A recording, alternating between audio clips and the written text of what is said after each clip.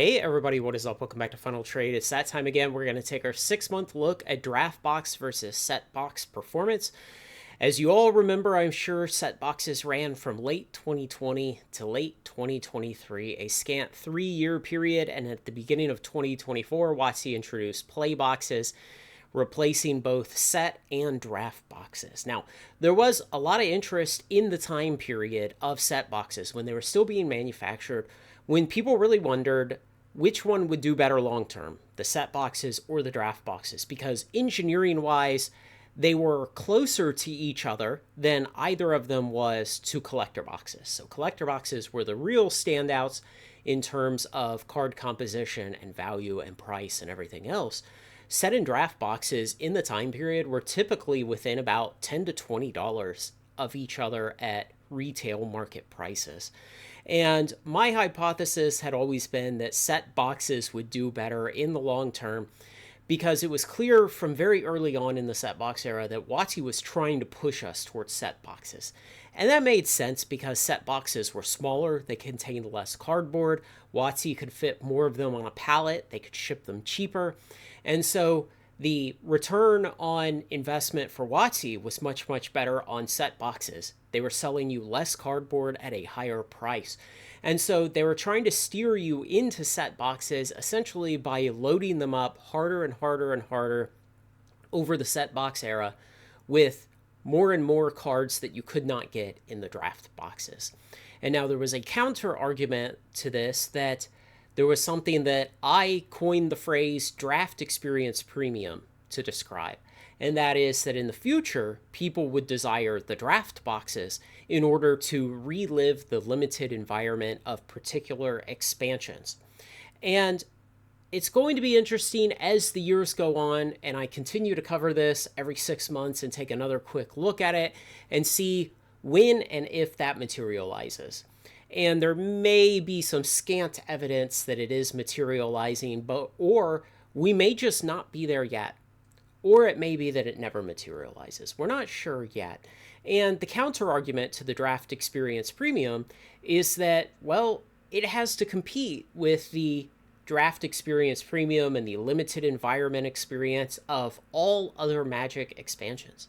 If you ever had a situation where, say, Adventures in the Forgotten Realms draft boxes spiked to $300 because all of a sudden everyone decided they wanted to draft that product, well, they could substitute it with any other box. Yes, they would not get the AFR limited environment, but they would get another closed limited environment from the time period. They could take Strixhaven, they could take Kaldheim, they could take Midnight Hunt or Crimson Vow, any of the sets that came out around that time period, and those would be marginal substitutes. And so that's really the counter argument to the draft experience premium. Now, let's climb into the actual data. What I do in this spreadsheet is I assume you had to buy the boxes on release day, which is a very conservative assumption, especially when we remember back to the 2020 to 2023 era. This is some of the worst era in Magic's history in terms of market conditions, and many of these boxes you could have bought much cheaper at times after release. This was an era that was defined by card stores selling at a loss to attempt to stay solvent in order to cash in on a master set or a Universes Beyond crossover. And so saying that you had to tie up your money on release day is a very conservative assumption because you could have, with a lot of these boxes, bought them years later, tied up your money for a much shorter amount of time, and gotten a better price. Now, also, we assume that you had to buy at wholesale price. And like I said a moment ago, this was a period defined by buying at below wholesale from struggling card stores because WotC was printing to the moon and there was way too much product in the market, but I assume you had to pay wholesale prices. And then I go through and I just basically say, well, what today, March 9th, 2025, what are the market prices of the draft boxes and the set boxes? And then I use those to compute the compound annual growth rate, which just says, what is the straight line change in price per year that would get us from the wholesale price we pretend we purchased at to today's market price over the time period of release day until today. And this makes a very nice comparison in economics and finance. We love compound annual growth rate because it level sets everything in time and in dollars, in value, in every metric. It level sets so we can make an apples to apples comparison.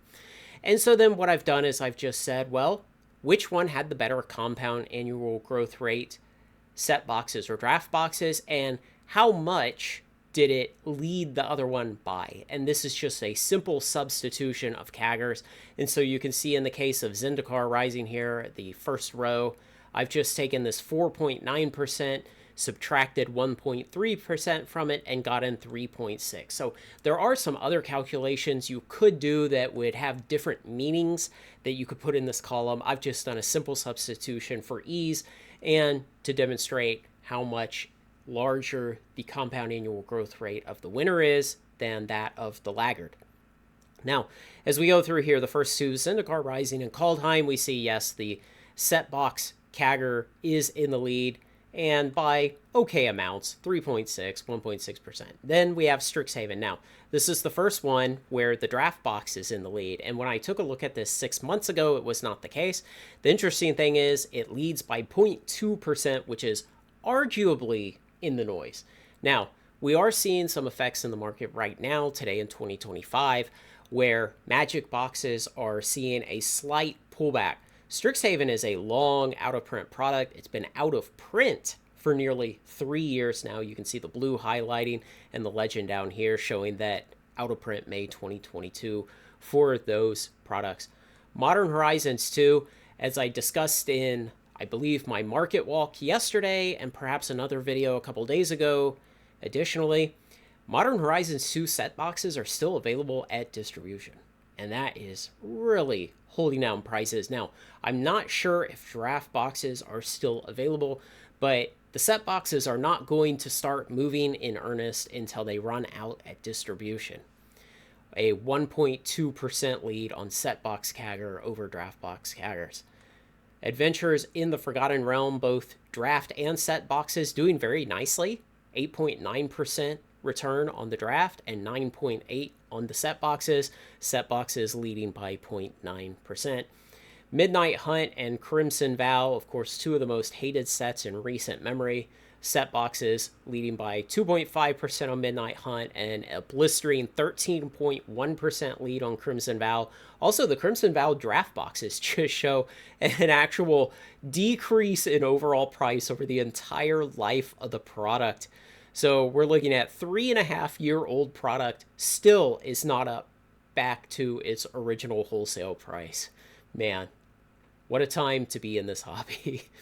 Kamigawa set boxes leading by 3.4%. Streets of New Capenna set boxes leading by 8.5%. And again, the draft boxes, the only other product in this whole table from the set box era that has not re-achieved its original wholesale price today in the market on TCG Player. Baldur's Gate, this one is actually more interesting than it would first appear, because the Baldur's Gate set boxes were one of the worst engineered products in history of Magic the Gathering. The value of them was so horrible, and for years I warned people stay away from the set boxes because 20% of every booster pack is legendary creatures or legendary enchantments, the background cards. And I warned people that those were way, way, way too overprinted and they were going to bring down the value, the EV of the set boxes. It was interesting when I had a subscription to Mox Alpha and I was actually able to look objectively at the data, the EV of the draft boxes versus the set boxes. The draft boxes of Baldur's Gate were worth about 50% more than the set boxes. So it was very vindicating in a way that what I had observed was objectively measurable and was correct.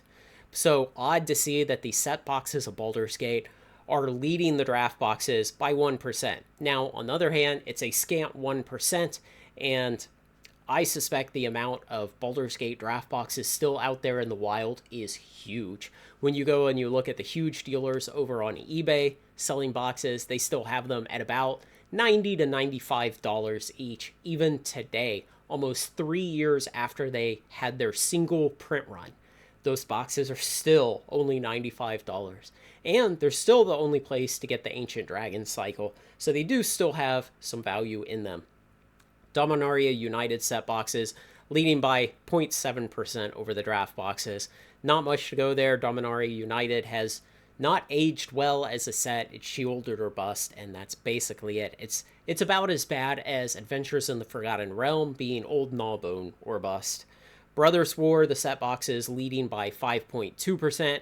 Phyrexia, the draft boxes leading by 2.4%. This is one you would not expect, again, because it was late in the set box era, and as the set box era went on, WotC loaded it harder and harder and harder with value over the draft boxes to try to get people to switch over to set boxes, so then they could cite the lack of interest in draft boxes as a reason for canceling them. March of the Machine set boxes leading by 9.8%. The same with Lord of the Rings set boxes leading by 9.8% over the draft boxes. And Commander Masters draft boxes, this is another one I found really interesting. The draft boxes leading by 1.3% over the set boxes. Now, the reason I might give, and this is just a theory that I have slight confidence in, I wouldn't wager much on this, but it's the price of the boxes. The set boxes, $384 market price at TCG Player today, and the draft boxes only $290.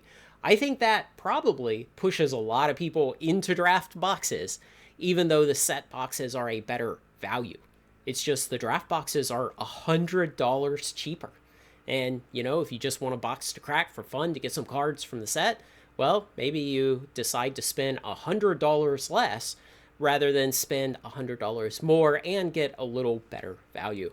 Wilds of Eldraine set boxes leading the draft by 17.5, and finally Lost Caverns of Ixalan set boxes leading the draft by 7.5. So a couple of standouts in there, a couple of interesting data points that even in this whole terrible era, the cruel summer of 2022, all the overprinting, all the helicopter money, all the price increases, Magic 30, the crushingly high prices of Commander Masters, all the missteps, all of WotC stomping on its own dick as hard as it could, every chance it got. Even then, only 2 boxes from this entire sample set are still below their wholesale prices. For all the people in the era who would leave comments on my video and say, Magic is dead, MTG investing is dumb, you can't make money on this, this is the absolute worst segment of the TCG market, and we see that it's recovered from the worst period it's ever seen. And so I'm going to make another video about it in the coming days or weeks, but TCG investing is not that complicated. It's pretty easy. You just have to be patient and wait out the market, and then you start to see things where even unloved draft boxes from the era are returning double-digit compound annual growth rates. Even some of the more unloved boxes from the time, Adventures in the Forgotten Realms, returning 9 and 10% compound annual growth rates. Even things like Strixhaven at almost 7%. Most people in the stock market would be happy with 7%, depending on where you are in your life, your risk profile, etc. And so for even the worst assets in all of TCG investing to be returning like that says a lot about this hobby as a whole. Now, I'll continue to do these updates every 6 months for a while longer. Maybe in a year or so, I'll cut them back to just looking at them every 1 year because, again, the set box era is over. There probably won't be more set boxes until we get the next thing to replace play boxes when WotC decides to do a 180 on the ship again. So let me know what you think, guys. Thanks to everyone who makes this content possible, especially my very generous supporters on Patreon. Like, comment, share, and subscribe, and join me on Final Trade.